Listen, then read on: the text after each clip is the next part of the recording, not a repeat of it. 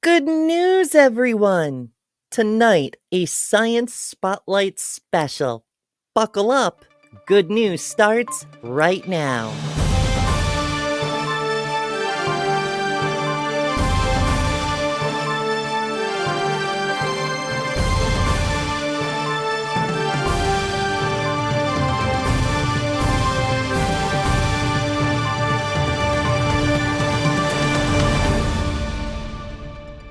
The day after Christmas, the Freedom from Religion Foundation brought us all a heck of a present. An article from another former biologist turned misinformation grifter, this one by the name of Jerry Coyne. For anyone unfamiliar, once upon a time, Jerry wrote books refuting the pseudoscientific garbage put forth by young Earth creationists and their diet version, intelligent design advocates. Unfortunately, while he still claims the things he does are in the name of science, his actions are supporting the political efforts of the very creationists and other Christian nationalists he once opposed so fervently. And worse, he's abandoned science so thoroughly to do it, the arguments he makes now resemble theirs, full of conflation, data tampering, wishful thinking, and conspiratorial reasoning. We'll get to the deficiencies in Jerry's case a little later, but first, to find out how the heck this garbage wound up on the FFRF website, I sat down with Hemant Mehta, who's been covering that very story.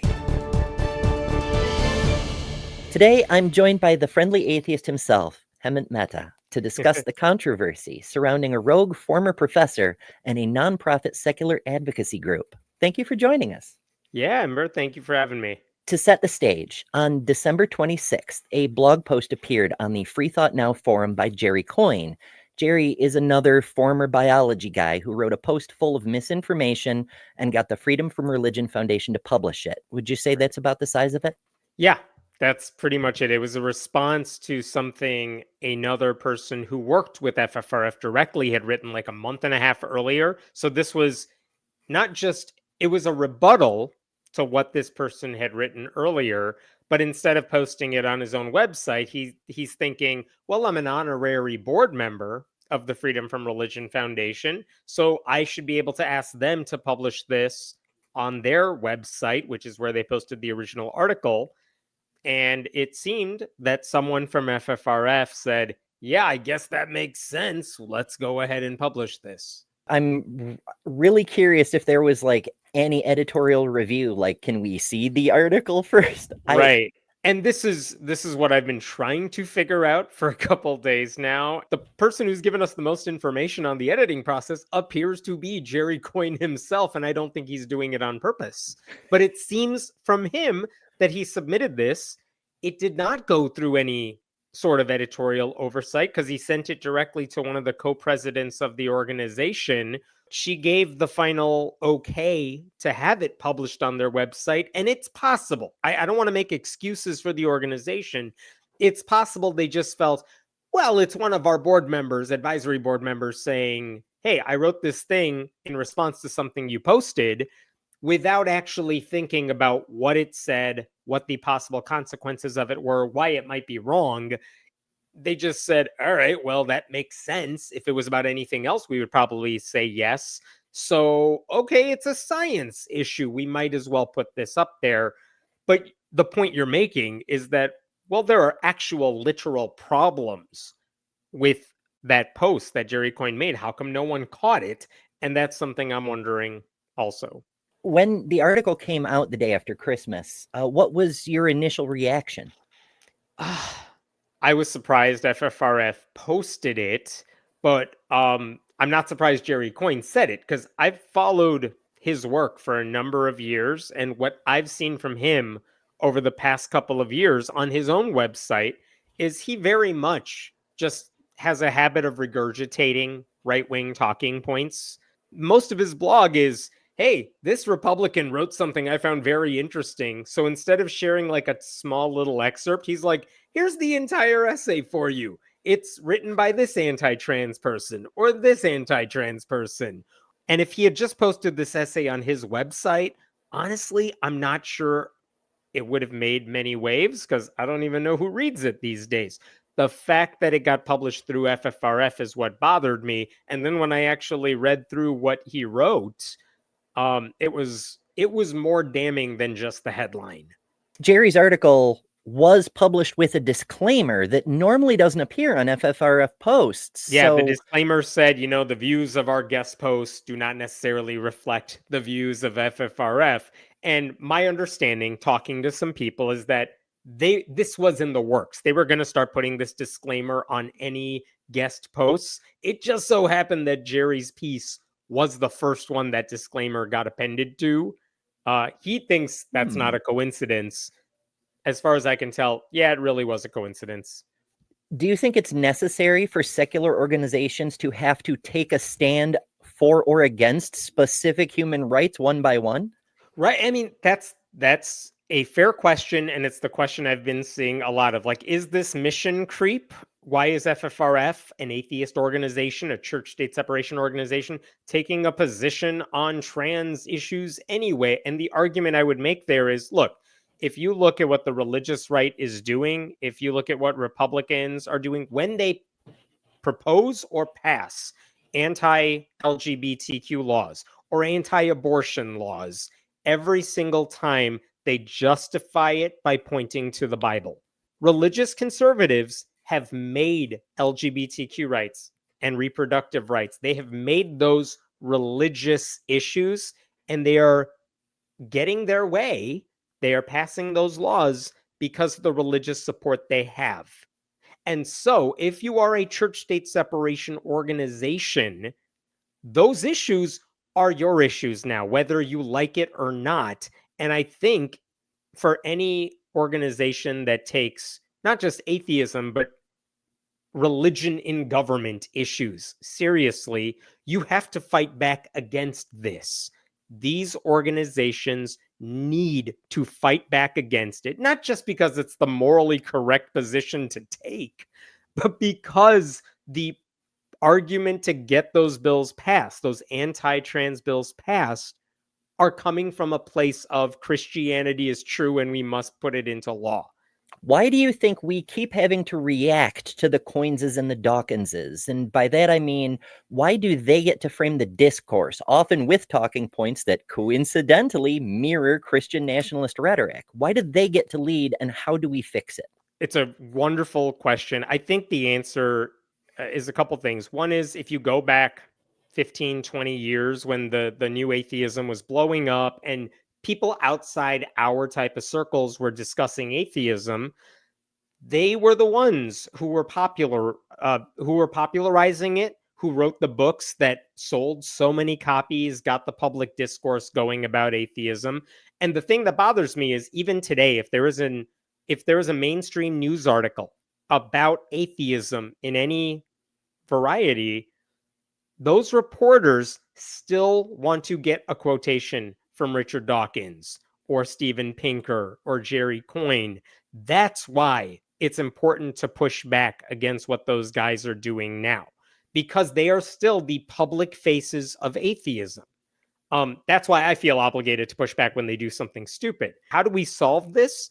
More people speaking out against it. And I hope more people who have a platform putting out this information and bringing on other voices who are eloquent to speak out against it too. How do you combat when someone popular who used to work with your cause turns out to be horrible? I mean, there's no simple solution to that, because you can't just say, like, well, everyone should be talking to this person instead. But that's why it's important for the organizations who have clout and money and members to push back against it. If you're a social media person who has followers, it's important to push back against it, because that's the way you change the culture and the dialogue and the way people are talking about this. It's a start for sure. Yeah. Well, Hemant Mehta, thefriendlyatheist.com, and on YouTube. Thank you for sharing your perspective with us. Thank you for asking me. I appreciate it.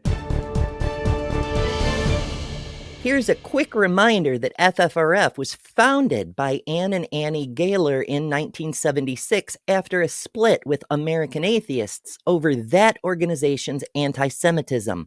So FFRF is literally founded on humanist principles for the express purpose of championing civil rights, which Coyne's article is directly antithetical toward. He opens his post by claiming it is a direct response to a previous article posted by FFRF contributor and civil rights attorney Kat Grant. So to get a complete picture of what was going on, I interviewed them on the situation. Today I'm joined by Kat Grant, who, among many other things, wrote an article for the Freedom from Religion Foundation's Free Thought Now forum, which apparently was the cause of the Jerry Coyne incident that we've been discussing this week. First things first, Kat, you wrote your article back in November that Jerry claims his post was in response to. Could you summarize what your article was about? Basically, back in November, I put out a blog that was just kind of poking fun and also explaining the problem with this whole what is a woman, define a woman debate. I minored in classics, so I used the classic Diogenes, hold up a plucked chicken and say, behold a man story. And I go in and I start talking about how trying to define womanhood on any number of terms, but especially on biological terms, is a quote unquote biological, at least, is always going to exclude someone you're not intending to exclude or include someone you are not intending to include. And this made Jerry Coyne and some other members of FFRF's honorary board very upset. They felt that I was flouting biology and flouting science, and they wanted an opportunity to rebut it and to respond. Why do you think Jerry targeted that specific post? Because it's not particularly inflammatory, especially compared to your other work, is it? I won't say I didn't think it was inflammatory, because I knew it was going to upset some people. All of my work upsets people, but I knew diving into the what is a woman argument was going to upset some people. Every time I write something, basically, Jerry Coyne goes on his blog, which I should point out, he has his own blog. He did not need FFRF's forum. He, alongside Richard Dawkins and a few other people, because they are trying to maintain relevance in a world that philosophically has moved past their particular brand of atheism, they've jumped onto the anti-trans grift. And I think he saw, oh, I'm a biologist, I can talk about biology. And he then proceeded to write this bizarre blog. Like, I know it's somewhere on the Internet Archive now, even though it's been deleted. It is truly astoundingly, if it weren't for how dangerous the rhetoric in it is, it would be almost comedic. It's so wild seeing somebody like Jerry Coyne, who made his career on pushing back against creationist pseudoscience, now turning around and using the same techniques and arguments against human rights. Yeah. It blows my mind. I saw someone describe the Jerry Coyne of it all as, over the past several years, Jerry Coyne getting loved bombed by the conservative right and him eating it up and completely buying into it and feeling that he can do no wrong and that he is the antithesis of intelligence and knows everything about everything because he has a PhD in biology. Do you think that he addressed your points fairly in his piece? No. He fully just made up assertions that I did not make. He did not engage. It's quite telling that for all of his ranting about mission creep for FFRF, about how FFRF needs to stay out of gender politics and focus on areas of religion and, state church separation, which I'll get to the state church separation of it in a moment. But he does not address my argument at all about the Christian colonialism of our understanding of gender hierarchies and gender binaries. He completely skips over that section, does not address it whatsoever. He starts talking about how I'm like denying that gametes exist. And then as he's talking about mission creep and asking, I fail to see how all of this gender stuff and trans issues has anything to do with state-church separation of the First Amendment, then he really steps out of his area of expertise and directly into mine. I am one of a small handful of attorneys that works directly at the intersection of state-church separation and LGBT rights.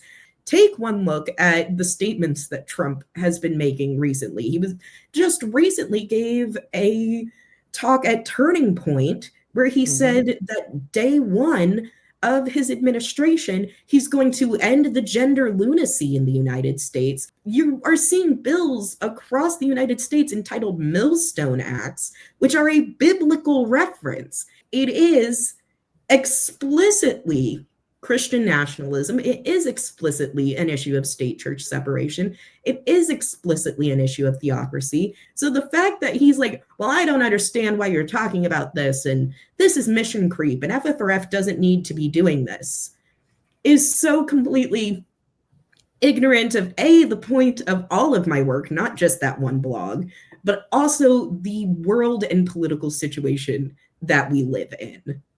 It has been a controversial time. It has been a firestorm of reactions in the community, both for and against. And FFRF had to come out and publicly state they do support civil rights for everybody. Do you think this is overall a net good that this happened? Yes, I think it is launching conversations that have needed to happen. And that's the thing is, if it wasn't this blog, it would have been something else.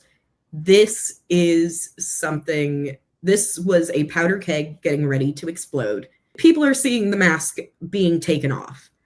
And so I think that has been really good and really important. There are a lot of discussions being had right now about what is and is not acceptable, what the boundaries are. I do think that this was ultimately a good thing in that, the level of influence that is going to be wielded by some of these people is going to be greatly diminished. Jerry Coyne closed his essay by asserting, I am about as far as one can get from being a Christian nationalist. Why do you imagine he felt he needed to say that?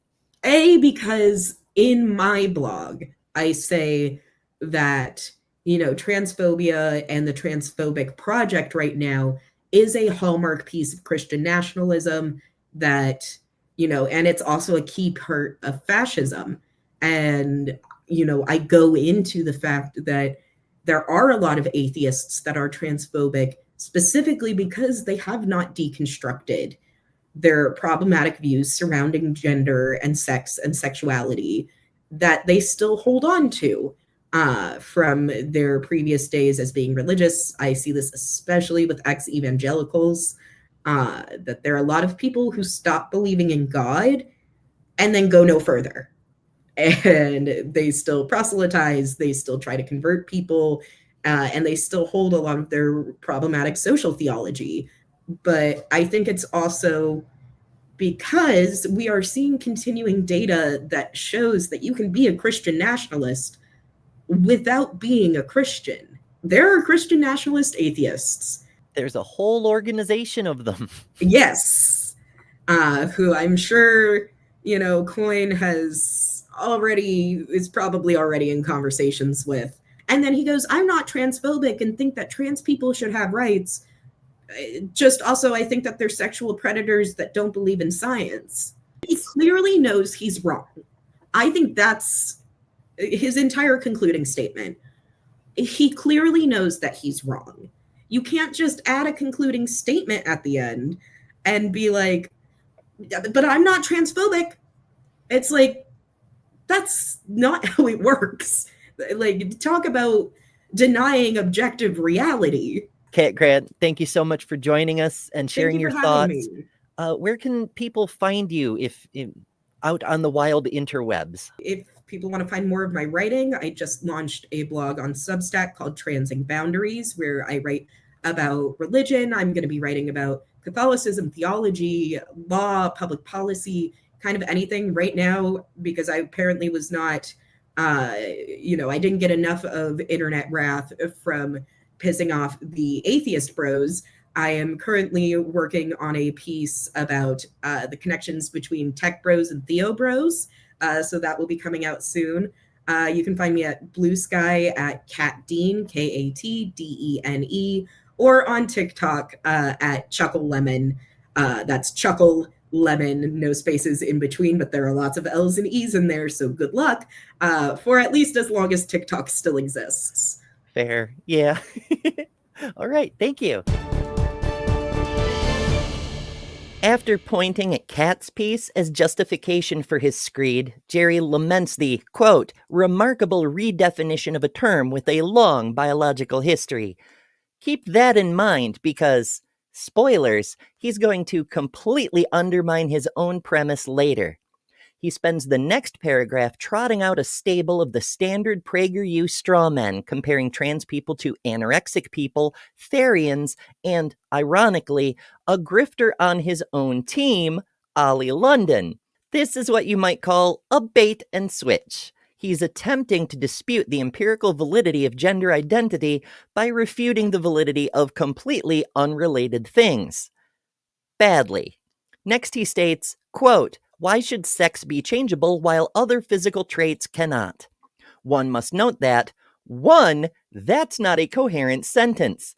2, aren't other physical traits changeable? Do infants not change into adults? Do we not offer corrective procedures for a whole array of physical traits for health or quality of life? Have you ever heard of a haircut, Jerry, where the physical trait of hair length is altered? 3, what does the changeability of one thing have to do with the changeability of any other thing? 4, sex is changeable, depending on how you mean sex. Weird that you haven't made clear in what sense you're using that term, Jerry, but that's a whole topic unto itself. One you might expect a biologist would be familiar with.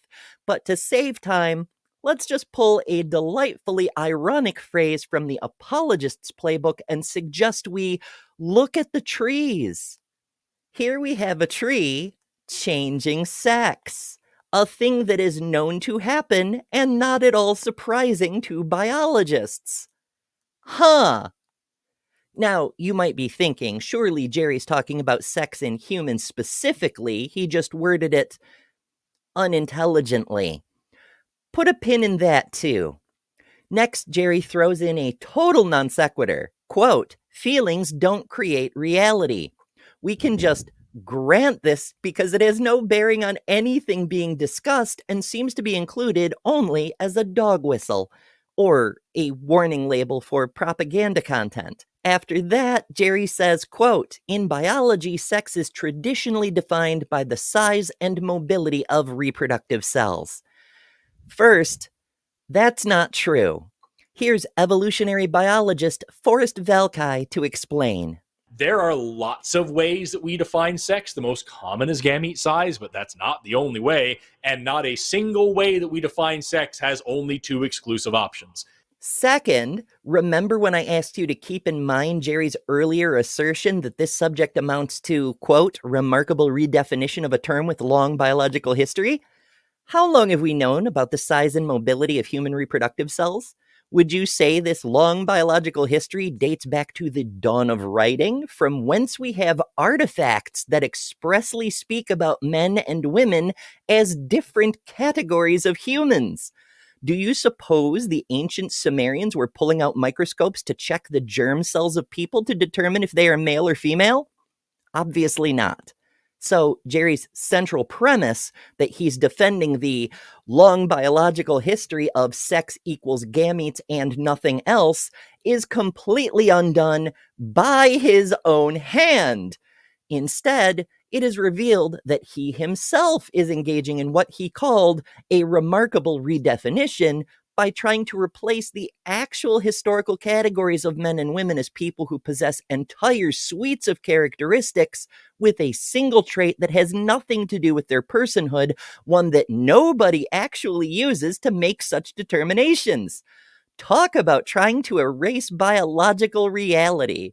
As neurobiologist Stephen Novella wrote in an article specifically about Coyne's gametes-only approach, the only reason for a position of such practical uselessness is because all the other ways biologists define sex make it clear how absurd Coyne's claims, and other gender-critical conspiracy theorists like him, really are in very short order. To illustrate how there are a wide array of factors involving sex in reality, Novella describes the situation of a human with complete androgen insensitivity syndrome. He writes, there are people who have XY chromosomes, produce male levels of testosterone, and produce sperm. But since they do not respond to testosterone, they develop along the female body plan. They have vaginas, a complete suite of female secondary sexual characteristics, and typical female neurological development. They have male genetics, hormones, and gametes, but female genitalia, body, and brain. So are they male or female? Do some men have vaginas, or do some women have XY chromosomes? This is just one example of the diversity that exists in the human species. I'm another. I'm a genetic chimera with half of my cells containing XX chromosomes and half containing XY. Geneticists estimate we make up about 10% of the human population. Hardly a rarity, but that's a topic for another time. The point is, of course, that when dealing with people in society, we consider only the factors we can be made aware of. That's why we give weight to aspects with practical utility, like gender expression, which Jerry's case completely fails on.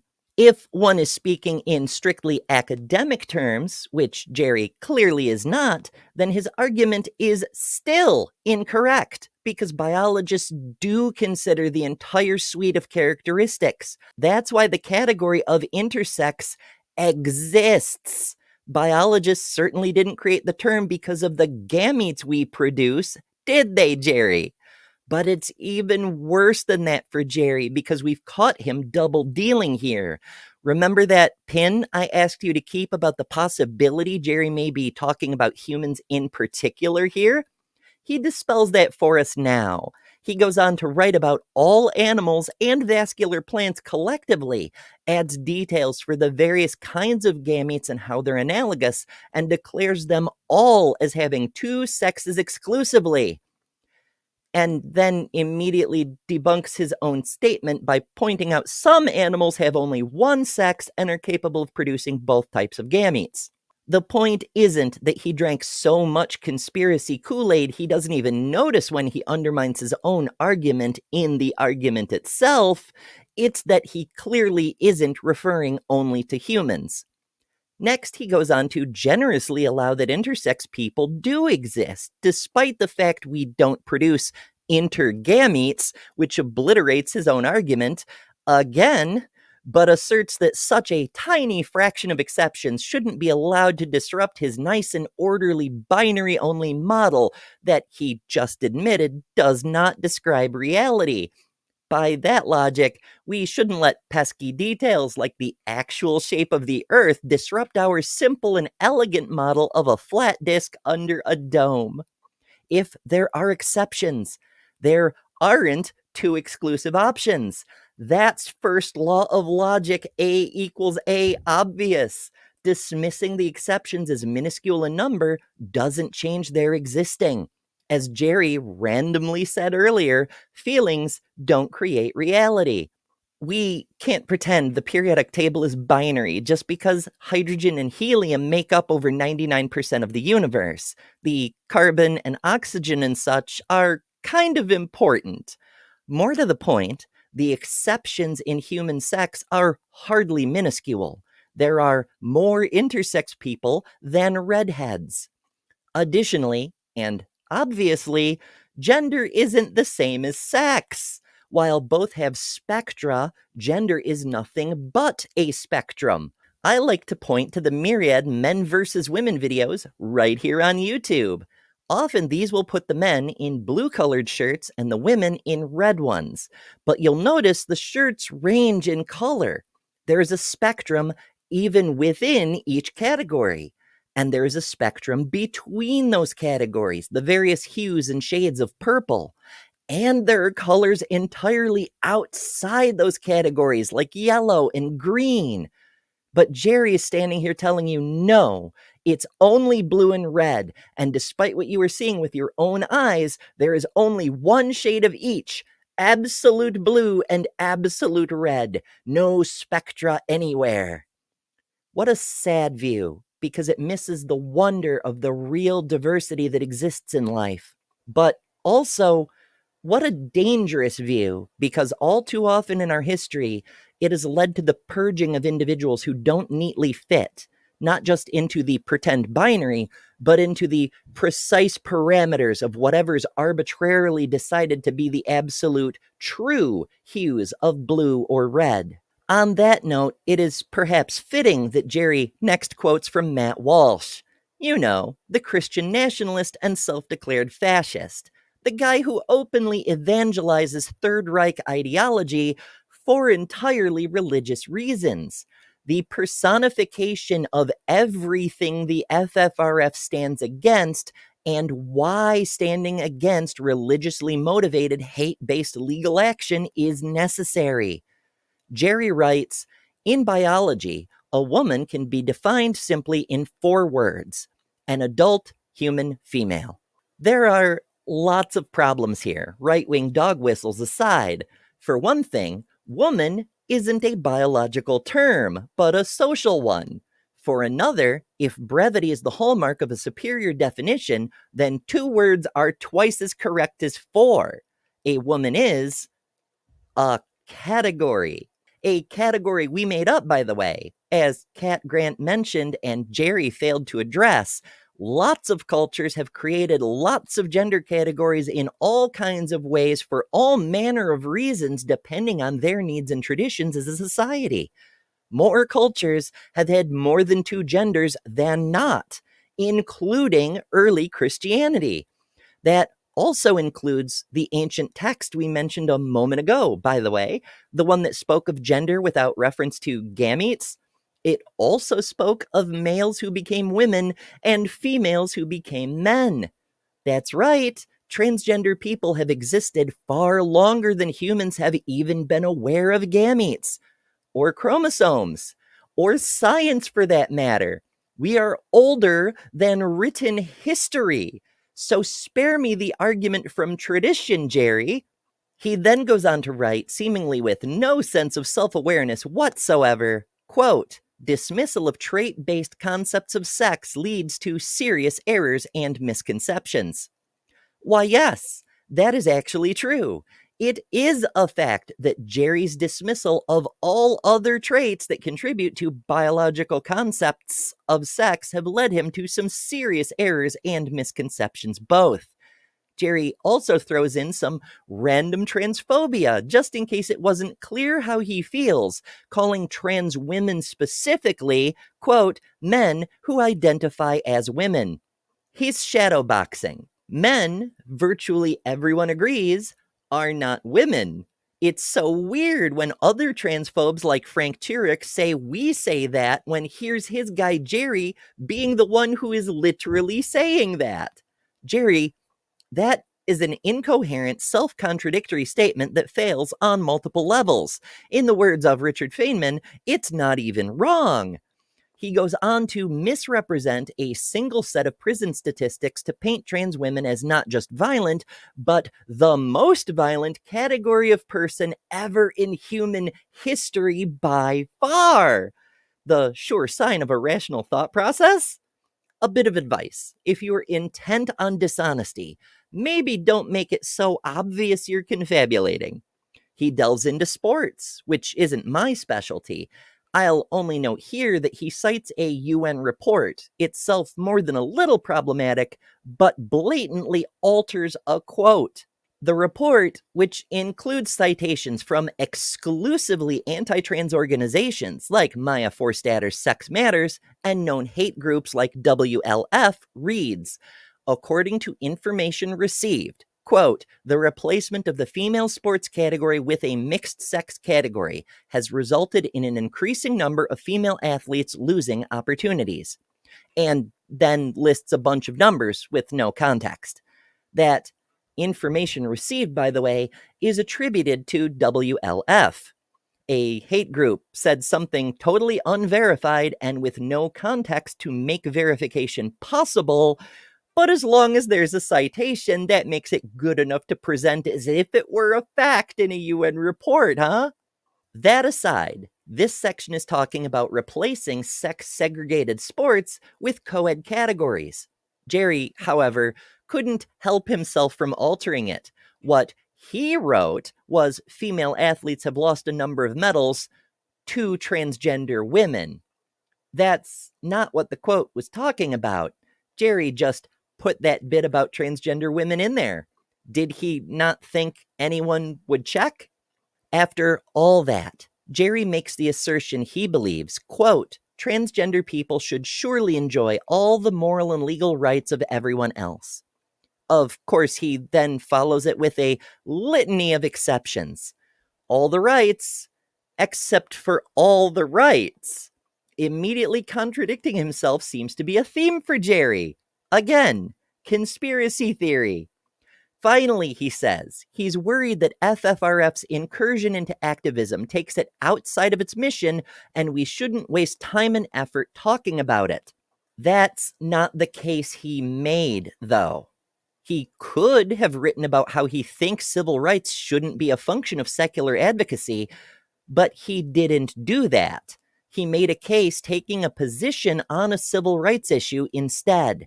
One that just so happens to be the focus of Christian nationalist efforts to force theology into law.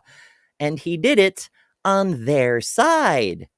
He does leave us with something to laugh about, though. At the end, he writes this, quote, as a liberal atheist, I am about as far from Christian nationalism as one can get. I don't know what you think a liberal is, Jerry. Given the understanding of terminology you've demonstrated in this post, I can't even begin to guess at what you might think that word means. But when you're quoting Christian nationalist propagandists uncritically, when you're repeating the talking points of conspiracy theorists backed by Christian nationalist funding, making the very same arguments as the Christian nationalist creationists you once stood against, to put it in terms you might understand, the intellectual gametes you're trying to spread have Christian nationalist chromosomes. How you identify doesn't alter that reality. But since this is good news, you know there is good news to be found here. Within 24 hours, FFRF retracted that pseudoscience failure of a hit piece and replaced it with a statement affirming that FFRF does stand for civil rights for all, precisely because one of the primary tools of religious oppression is the regressive effort to strip marginalized groups of their basic human rights, such as a woman's right to reproductive health care, gay people's right to marry, or trans people's right to exist. It's all bodily autonomy, whether you have the right to live your life in your own body or whether they have the right to make you live in a certain way because their favorite book of mythology says so. To be clear, there are women who participate in religion. There are gay people and BIPOC people and even trans people who participate in religion. We have one on our core team at the TransPositions. Religion itself isn't the issue. It's people using religion as a weapon to try to force others to live in a certain way that we cannot. It's a misapplication of religion, an abuse of power, and an abuse of the trust people of faith have placed in their leaders. Religious folk who realize this have common cause with us. The author of the original article, Kat Grant, is a practicing Catholic, for example. Religious folks should hate seeing their sacred beliefs twisted in this way just as much as we do. While FFRF is certainly going to take damage from this debacle, it is a threshold in the growth of any organization that has to be crossed. It is necessary that the core values of the group be clarified from time to time. While FFRF was founded in opposition to anti-Semitism, many seem to have forgotten that it was the same sort of religiously motivated hate we see today directed towards gender and sexual minorities that sought to dehumanize ethnic Hebrew people back then. It has always been about freeing us all, secular and religious alike, from cultural domination by people attempting to abuse religion for power. FFRF passed this crisis with their values intact.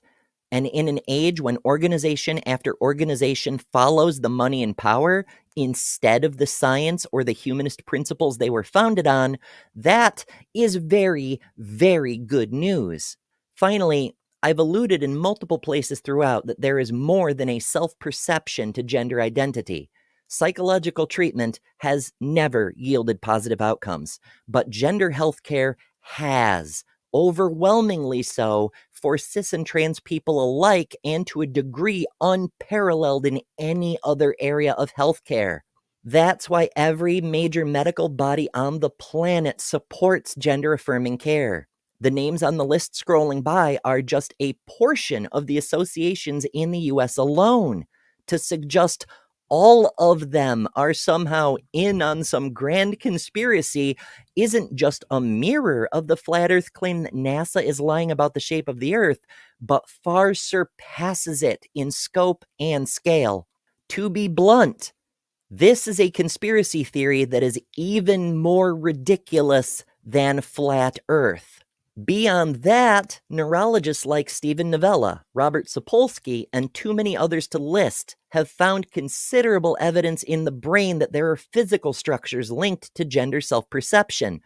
Others, like evolutionary biologist Joan Roughgarden, have demonstrated what we might call transgender behavior exists in a vast array of species, not just actual sex changes like certain plants and animals undergo, but physical and social transformations without alteration of reproductive organs, like the trans lions who make the news every so often. This is Mamoriri, a lion with male morphology and a female reproductive system who started out as a lioness and transitioned. He lives in the wilds of Botswana, and he is far from unique. Many lions, in the wild and captivity alike, have transitioned all on their own with no ideology to be found. We're even making progress in genetics research. That's the work I'm doing. This is a long piece, though, so to find out more about that, check out the genetics research link on the front page of my website, betterthanember.com. The obvious reality is that all the evidence from every scientific discipline seems to be converging on a common conclusion. Being trans is anything but merely a mental condition. So-called gender criticalism is a conspiracy theory, just like Flat Earth or 9/11 truthers. It can fake a facade of legitimacy through pseudoscience, but doesn't hold up long against the real thing. Don't fall for conspiracy theories, folks. Don't make a fool of yourself like Jerry. For the TransPositions, I've been Ember Belrad.